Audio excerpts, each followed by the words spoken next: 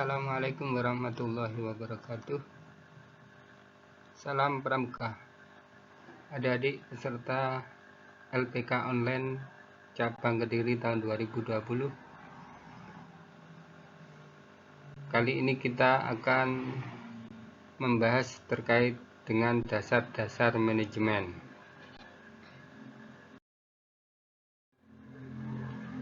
Beberapa hal yang akan kita bicarakan ke depan, ada 12 materi yang kita bahas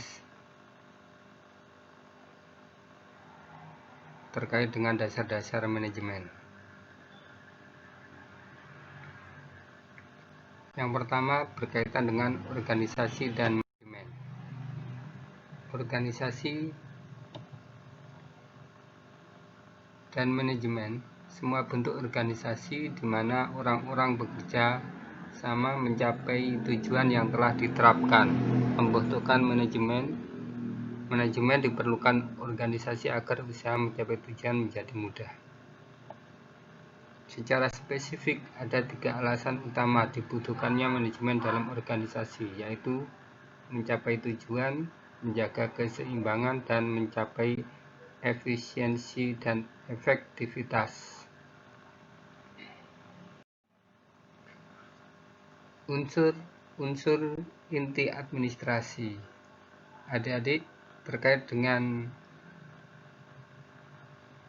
kegiatan manajemen, tentunya di sana tidak lepas dari sebuah kegiatan administrasi, di mana inti administrasi adalah organisasi, sedangkan inti organisasi adalah manajemen. Inti manajemen adalah kepemimpinan. Inti dari kepemimpinan itu sendiri adalah pengambilan keputusan.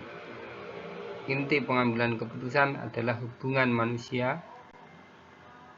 Inti hubungan manusia adalah komunikasi, dan inti komunikasi adalah manusia. Sehingga manusia yang melaksanakan atau menjalankan komunikasi, melakukan hubungan manusia, pengambilan keputusan, menjadi manajemen kepemimpinan.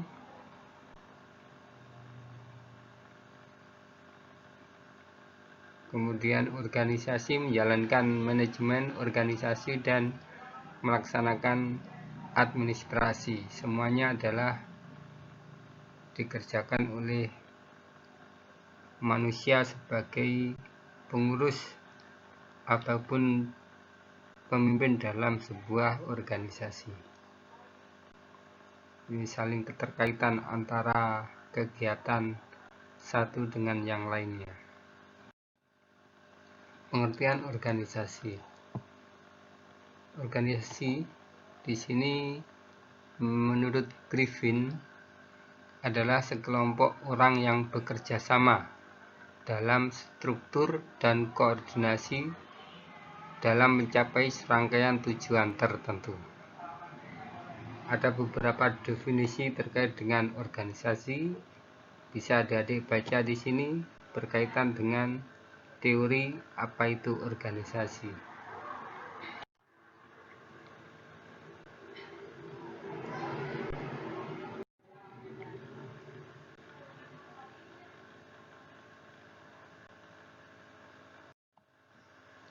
Pentingnya mengenal organisasi, yaitu terciptanya hubungan yang baik antara anggota. Yang kedua, setiap anggota telah mengetahui tugas dan tanggung jawab dalam rangka mencapai tujuan yang telah ditetapkan. Yang ketiga, spesialisasi dalam melaksanakan tugas. Selanjutnya terkait dengan asas-asas organisasi. Sebuah organisasi tidak serta-merta ada, tetapi terdapat alasan akan keberadaannya atau terdapat asas yang mengharuskan ia dan eksis sampai batas waktu yang telah diperlukan adanya dan tidak adanya keeksisannya dan kevakumannya. Apa saja asas-asas organisasi? Tentunya yang pertama terkait dengan asas perumusan tujuan. Yang kedua adalah asas spesialisasi. Yang ketiga, asas hierarki kewenangan. Yang keempat, asas sistem aturan. Yang kelima, asas impersonalitas. Ini terkait dengan asas organisasi. Kemudian terkait dengan pengertian manajemen organisasi. Manajemen merupakan jantung dari kesuksesan sebuah organisasi. Tanpa manajemen, organisasi bisa dikatakan lumpuh, karena di sana rootnya adalah dalam sebuah kegiatan manajemen itu sendiri. Fungsi dan tujuan manajemen organisasi. Tujuan organisasi bisa dilihat dari dua aspek, yaitu dari aspek keorganisasian maupun dari aspek manajemennya.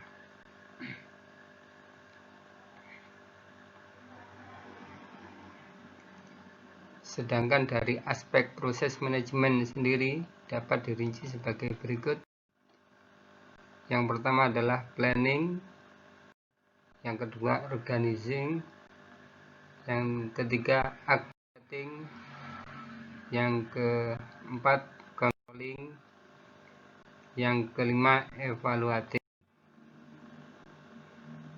Ini terkait dengan fungsi-fungsi manajemen. Kemudian terkait dengan perbedaan antara kepemimpinan dan manajemen, ini adalah berkaitan dengan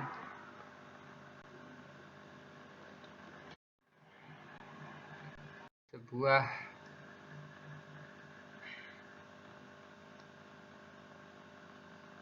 arah dari apa yang disebut dengan kepemimpinan. Secara umum merupakan penggunaan keterampilan mempengaruhi orang lain. Ini terkait dengan kepemimpinan. Sedangkan manajemen merupakan pengkoordinasian dan pengintegrasian semua sumber yang ada melalui proses perencanaan, pengorganisasian, pengarahan, dan pengawasan dalam mencapai tujuan.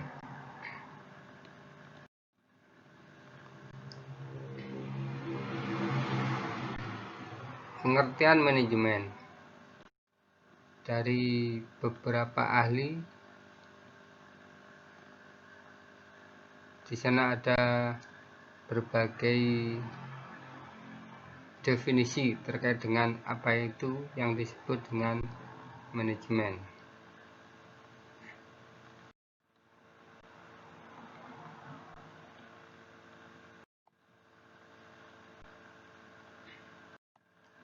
Secara umum, berkaitan dengan manajemen adalah merupakan proses perencanaan, pengorganisasian, pengarahan, dan pengawasan usaha-usaha para anggota organisasi dan penggunaan sumber daya organisasi lainnya agar mencapai tujuan organisasi yang telah ditetapkan. Ilmu tentang upaya manusia untuk memanfaatkan semua sumber daya yang dimilikinya untuk mencapai tujuan secara efektif dan efisien. Ini adalah skema terkait dengan pengertian manajemen, di mana manajemen adalah merupakan proses perencanaan, pengorganisasian, pengarahan, pengawasan terkait dengan usaha-usaha para anggota dan penggunaan sumber daya yang ada dalam organisasi tersebut agar mencapai sebuah tujuan organisasi yang telah ditetapkan. Terkait dengan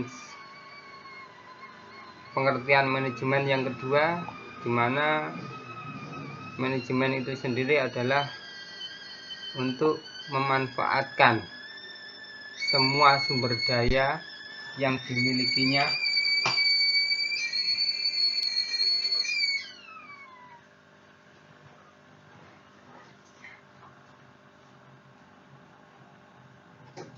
untuk mencapai tujuan secara efektif dan efisien.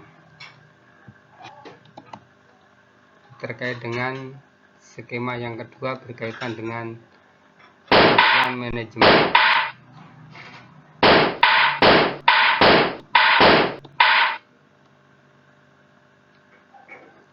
Selanjutnya berkaitan dengan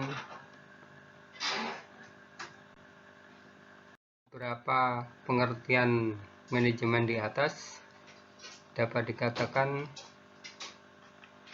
bahwa manajemen memiliki beberapa ciri, antara lain manajemen diarahkan untuk mencapai sebuah tujuan.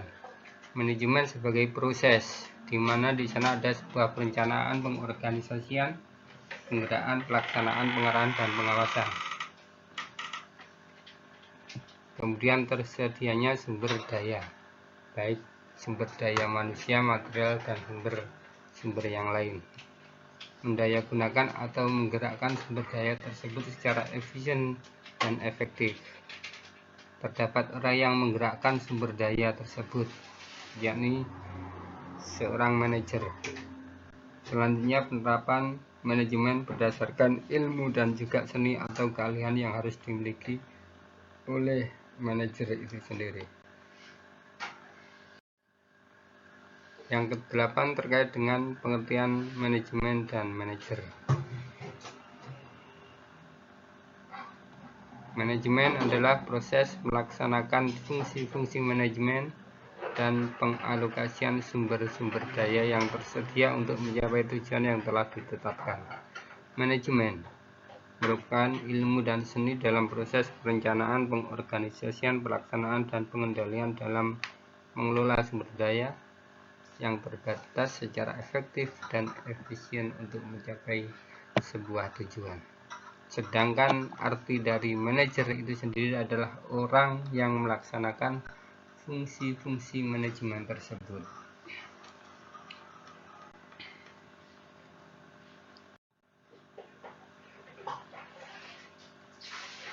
Ini terkait dengan skema berkaitan arti dari manajemen di atas.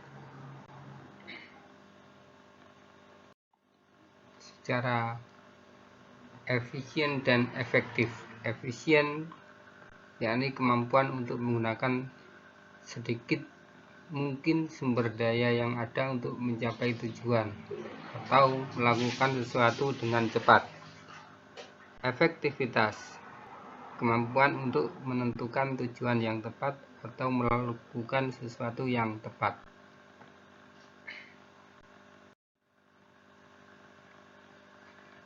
Manajemen adalah sebuah ilmu dan seni. Dikatakan ilmu, di sana manajemen adalah sebuah pengetahuan yang didapatkan dari pengalaman terdahulu, memahami, mengerti, atau mengetahui. Ilmu bersifat ilmiah, objektif, dengan menggunakan beberapa metode sistematis dan universal. Dan juga dikatakan sebagai seni, di mana sesuatu yang diciptakan manusia mengandung unsur keindahan, dipengaruhi oleh situasi dan kondisi yang berbeda-beda sesuai dengan latar belakang masing-masing pengurus ataupun latar belakang dari organisasi itu sendiri. Ini perpaduan antara ilmu dan seni akan memunculkan sebuah keputusan terkait dengan pola kepemimpinan yang dijalankan, ada manajemen yang dilaksanakan, akhirnya ada sebuah keputusan yang ditetapkan. Terkait dengan manajer, manajer adalah setiap orang yang mempunyai tanggung jawab atas bawahan dan sumber daya organisasi lainnya. Manajer diklasifikasikan menjadi dua. Yang pertama menurut tingkatannya. Menurut tingkatannya ada top manager, ada middle manager, dan yang ketiga ada lower manager. Sedangkan klasifikasi yang kedua menurut tanggung jawab dalam organisasi ada dua hal, yaitu manajer umum dan manajer fungsional.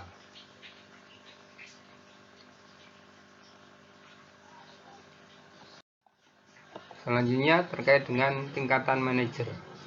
Ada manajer puncak, yakni bertanggung jawab atas keseluruhan manajemen organisasi. Contohnya pradana, ketua DKR, ketua DKC, ketua DKD, ketua DKN, itu adalah terkait dengan manajer puncak, presiden, direktur, kepala, dan sebagainya. Kemudian manajer menengah, di mana seorang manajer membawai dan mengarahkan kegiatan-kegiatan para manajer lainnya dan juga para karyawan operasional. Satu contoh, ketua panitia, ketua sangga kerja, dan lain-lain. Yang ketiga adalah manajer tingkat bawah, di mana memimpin dan mengawasi tenaga-tenaga operasional. Satu contoh, koordinator seksi atau ketua badan, dan lain-lain.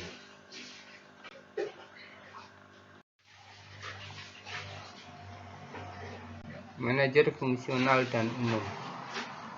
Manajer fungsional mempunyai tanggung jawab hanya atas satu kegiatan organisasi,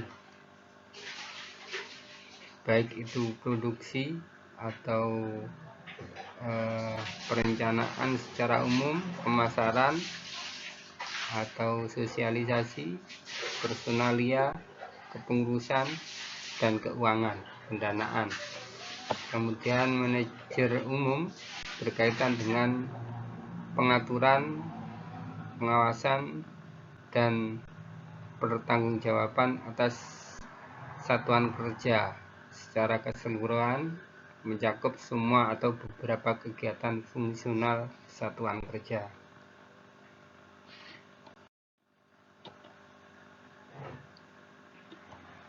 Manajer dan lingkungan organisasi. Lingkungan internal organisasi, yakni lingkungan yang berada di dalam organisasi yang terdiri dari pengurus, manajemen, dan budaya organisasi.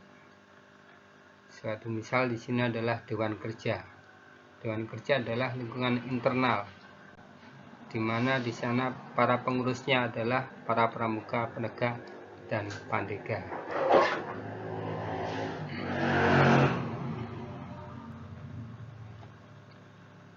Kemudian lingkungan eksternal organisasi, yakni meliputi semua elemen yang berada di luar organisasi, dalam hal ini di luar Dewan Kerja, namun berpotensi mempengaruhi organisasi, dalam tanda kutip mempengaruhi Dewan Kerja. Lingkungan ini terdiri atas lingkungan umum, kemudian lingkungan tugas. Dari manajer dan lingkungan organisasi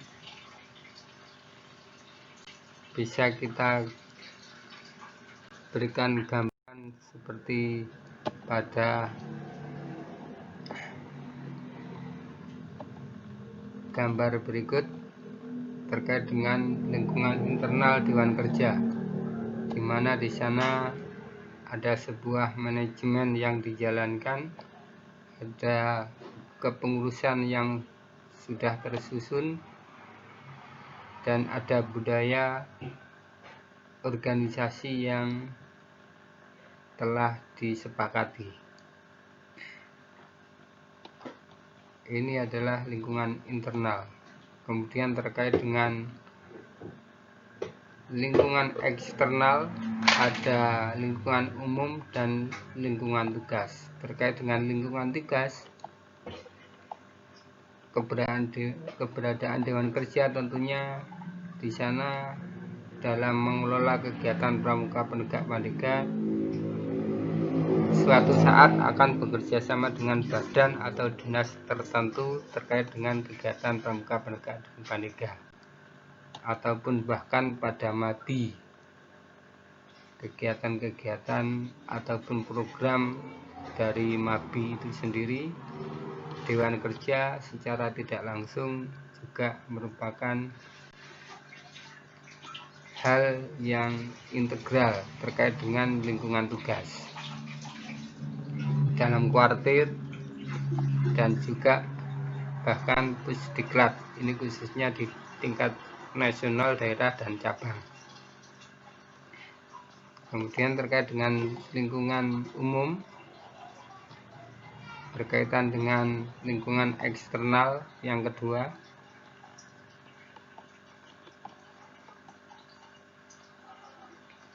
di mana secara tidak langsung mempengaruhi operasi dan kinerja organisasi terkait dengan kondisi keadaan politik, kondisi ekonomi, sosial budaya, perkembangan teknologi, dan kondisi perkembangan dunia internasional. Keterampilan manajer, keterampilan terkait dengan seorang pemimpin. Yang pertama adalah berkaitan dengan keterampilan teknis. Selanjutnya ada keterampilan manusiawi, kemudian keterampilan konseptual,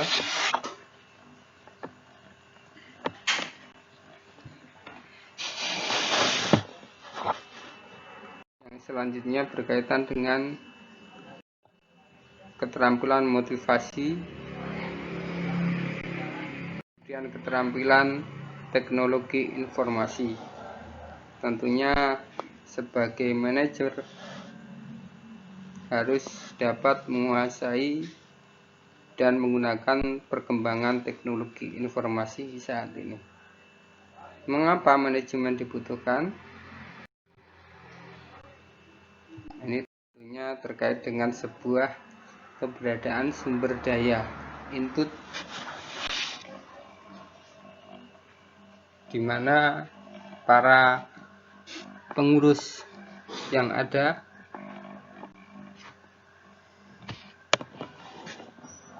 ataupun calon pengurus yang nantinya akan dijadikan sebagai pengurus seperti apa, inputnya seperti apa, kemudian diproses dalam sebuah kegiatan organisasi. Di sana ada beberapa fungsi manajemen yang akan dilaksanakan secara bersama-sama untuk mencapai output tujuan organisasi yang telah diharapkan. Sarana manajemen ada 6M, yaitu manusia, uang, money, material, materi, machines, alat atau mesin, kemudian metode, dan market, pasar. Kalau terkait dengan manajemen organisasi yang dinamakan pasar di sini adalah berkaitan dengan image organisasi itu sendiri.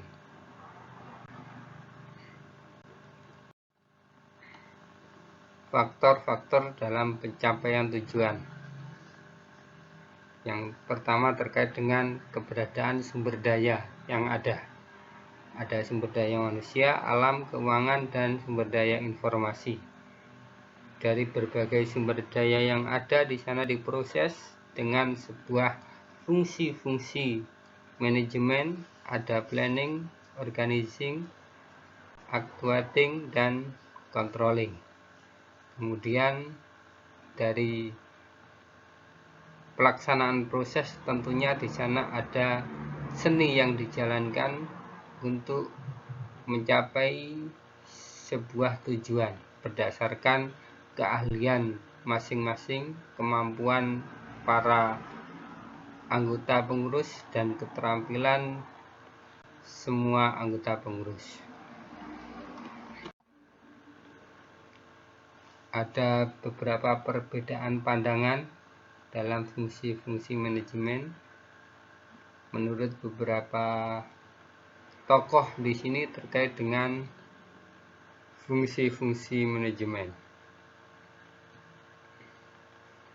Kalau kita lihat di sini ada berbagai perbedaan, namun ada hal yang sama terkait dengan planning. Semua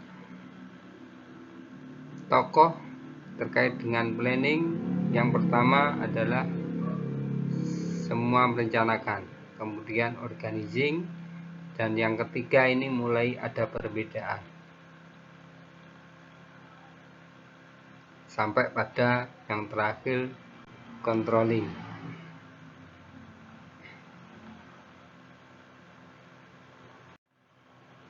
Fungsi-fungsi manajemen yang pertama berkaitan dengan planning, kemudian organizing, pengarahan dan pengimplementasian, actuating, controlling.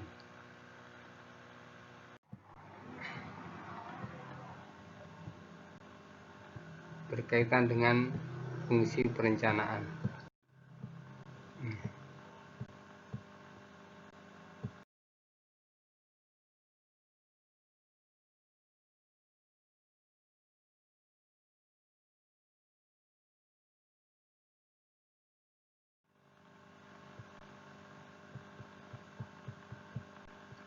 Ini yang pertama menetapkan tujuan, merumuskan keadaan. Ini bisa adik-adik baca secara detail dari 4 tahap masing-masing, arahnya seperti apa. Tahap 1, 2, 3, dan 4 terkait dengan tahap-tahap perencanaan. Manfaatnya tentunya di sana akan membantu kegiatan manajemen untuk menyesuaikan diri dengan perubahan-perubahan yang ada. Kemudian membantu kristalisasi persesuaian pada masalah-masalah utama. Yang ketiga, memungkinkan manajer memahami keseluruhan gambaran operasi lebih jelas. Yang keempat, membantu penempatan tanggung jawab yang lebih cepat.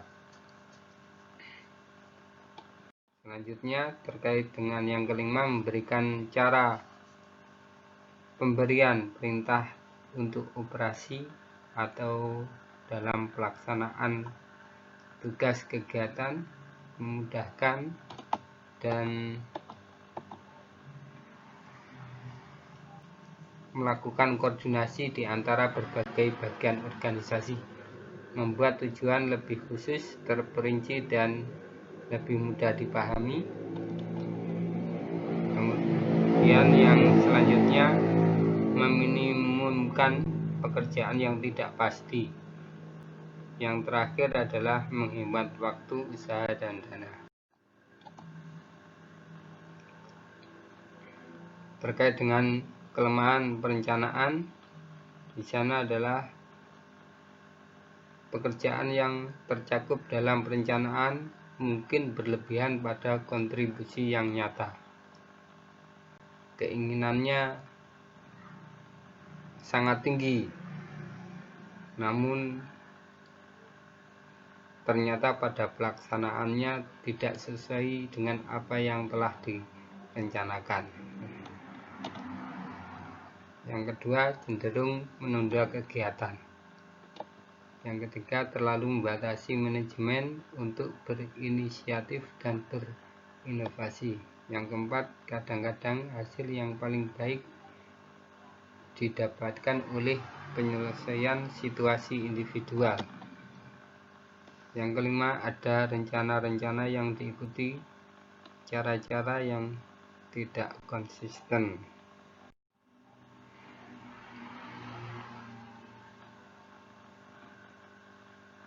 Ini terkait dengan alur pelaksanaan perencanaan.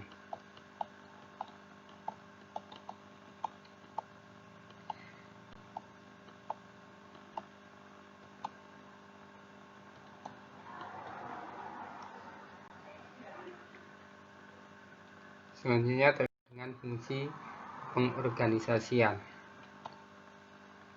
di mana di sana mengalokasikan sumber daya, merumuskan dan menetapkan tugas, menetapkan prosedur yang diperlukan, menetapkan struktur organisasi yang menunjukkan garis kewenangan dan tanggung jawab, kegiatan perekrutan, penyeleksian, penyeleksian,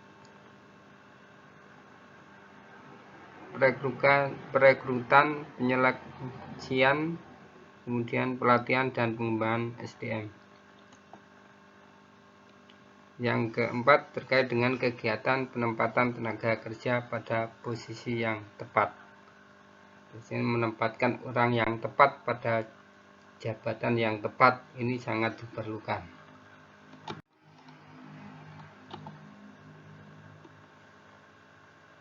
Pengorganisasian, yakni proses penyusunan struktur organisasi yang sesuai dengan tujuan organisasi.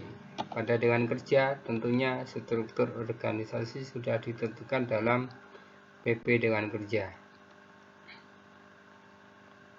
Aspek utama dalam proses penyusunan struktur ada dua.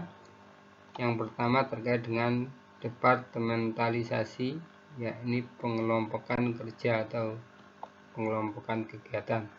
Yang kedua adalah pembagian kerja, berkaitan dengan perincian tugas pekerjaan masing-masing bagian berkaitan dengan arah kegiatan.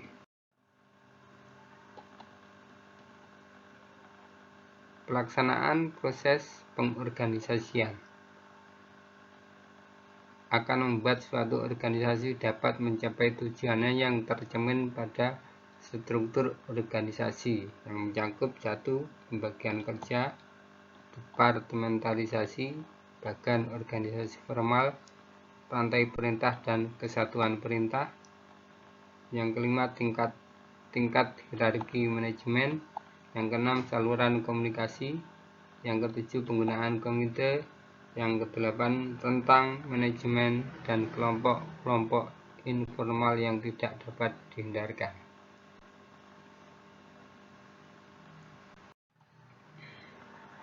Struktur organisasi terkait dengan mekanisme formal dengan nama organisasi dikelola, menunjukkan kerangka dan susunan perwujudan pola tetap hubungan-hubungan di antara fungsi-fungsi, bagian-bagian ataupun posisi-posisi.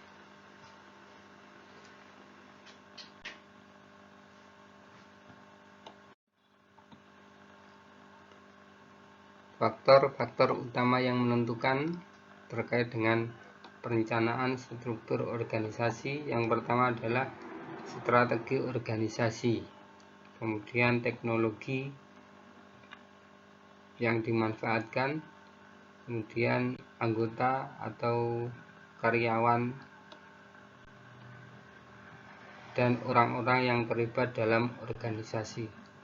Yang keempat terkait dengan sebuah ukuran organisasi.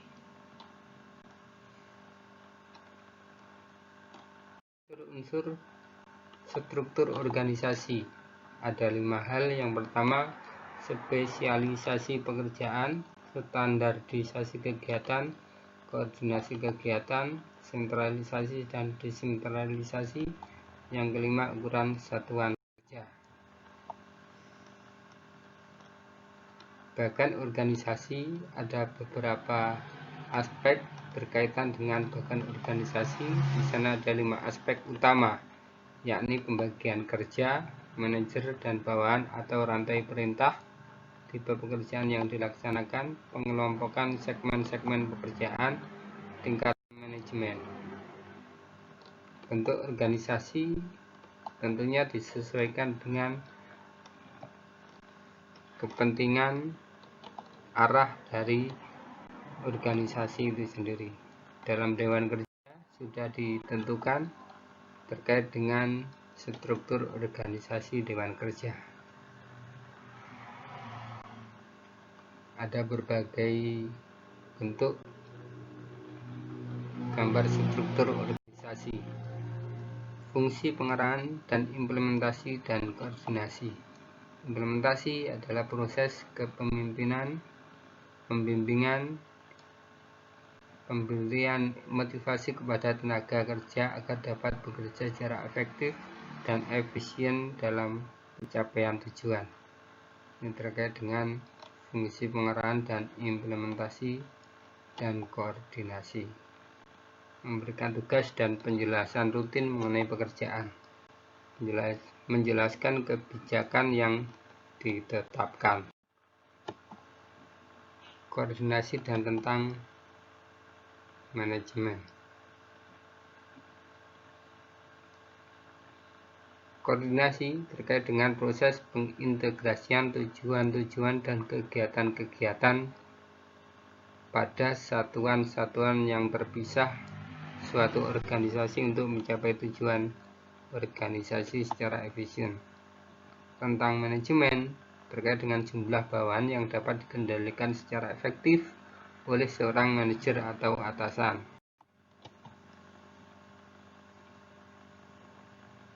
Tentang manajemen dan koordinasi saling berhubungan erat berkaitan dengan semakin besar jumlah rentangan, semakin sulit untuk mengkoordinasi kegiatan-kegiatan bawahan secara efektif. Jumlah bawahan yang melapor ke setiap manajer lebih banyak. Organisasi hanya membutuhkan sedikit manajer, lebih mudah mengkoordinasi kegiatan-kegiatan antar departemen. Ini tingkatan manajemen terkait dengan satu pemimpin atau satu manajer. Kalau yang kedua terkait dengan 4 manajer, satu pemimpin. Tingkatan manajemen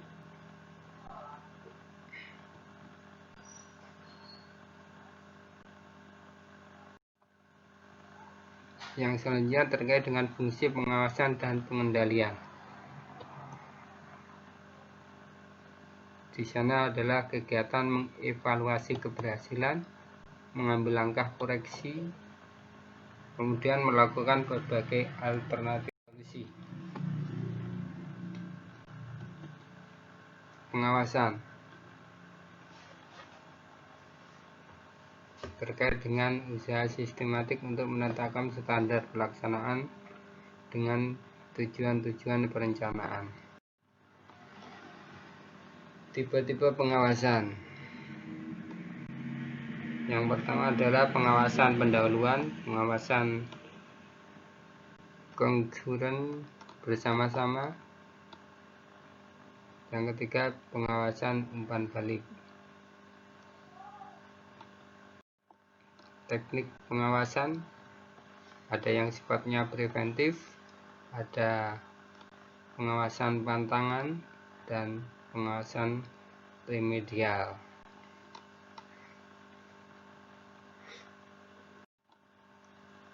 Penetapan standar Ini terkait dengan pengawasan, penetapan pengukuran seperti apa, pengukuran pelaksanaan kegiatan seperti apa, kemudian membandingkan dengan standar-standar yang ada terkait dengan kegiatan evaluasi untuk mengambil sebuah tindakan atau koreksi.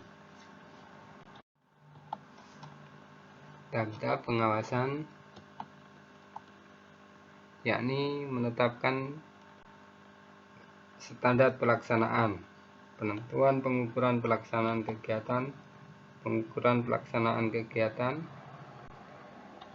pembandingan dengan standar evaluasi, pengambilan tindakan. Ini 5 tahap terkait dengan pengawasan. Karakteristik pengawasan ada 10 hal. Yang pertama, akurat, tepat waktu, objektif dan menyeluruh, berpusat pada titik-titik pengawasan strategik, realistik secara ekonomis, realistik secara organisasional, berkoordinasi dengan aliran kerja organisasi, fleksibel, bersifat sebagai petunjuk dan operasional. Yang ke-10, diterima para anggota organisasi. Ini berkaitan dengan kegiatan dan pelaksanaan fungsi-fungsi manajemen, mulai dari kegiatan perencanaan, organizing, directing, dan controlling, di mana antara planning dan organizing di sana ada keterkaitan. Organizing dengan directing juga ada hubungan, antara directing dengan controlling juga ada kaitannya, sehingga kontrol akhir akan kembali dan berimbas pada sebuah perencanaannya seperti apa dan evaluasi kontrol seperti apa, sehingga antara keempat hal ini juga akan saling berkaitan. Yang ke-12 berkaitan dengan pandangan terhadap manajemen. Manajemen sebagai suatu sistem. Manajemen dipandang sebagai suatu kerangka kerja terdiri dari berbagai bagian yang saling berhubungan. Manajemen sebagai suatu proses di mana manajemen sebagai rangkaian tahapan kegiatan yang diarahkan pada sebuah pencapaian tujuan. Yang ketiga, manajemen sebagai suatu ilmu terapan, di mana manajemen hanya dapat diterapkan dalam kehidupan yang nyata. Manajemen merupakan kerjasama kelompok orang untuk mencapai tujuan organisasi. Manajemen ditinjau dari aspek perilaku manusia. Dalam manajemen, manusia merupakan sumber daya yang paling penting. Dari sudut pandang ini, manajemen dapat dilihat dari perilaku manusia yang ada dalam organisasi tersebut. Manajemen sebagai profesi, di mana manajemen mempunyai bidang pekerjaan atau bidang keahlian tertentu, misalnya profesi ataupun bidang-bidang yang lainnya.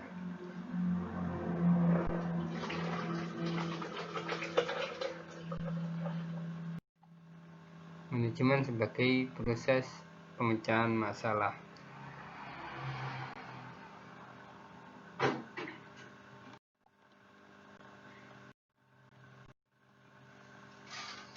Di sini bisa kita lihat gambaran terkait dengan pelaksanaan secara utuh berkaitan dengan fungsi-fungsi manajemen, di mana dari berbagai sumber daya organisasi yang ada, di sana ada sumber daya alam, sumber daya informasi, sumber daya manusia, dan sumber daya keuangan. Semuanya akan dilaksanakan dalam sebuah kegiatan organisasi terkait dengan fungsi-fungsi manajemen. Ada perencanaan, ada pengorganisasian, ada pelaksanaan, dan juga controlling, pengawasan. Untuk mencapai sebuah tujuan organisasi secara efektif dan efisien. Ini yang bisa kakak berikan terkait dengan dasar-dasar manajemen. Untuk lebih dalamnya dapat kita diskusikan pada waktu dan jadwal yang sudah ditentukan. Terima kasih dari kakak. Sekian. Wassalamualaikum warahmatullahi wabarakatuh. Salam Pramuka.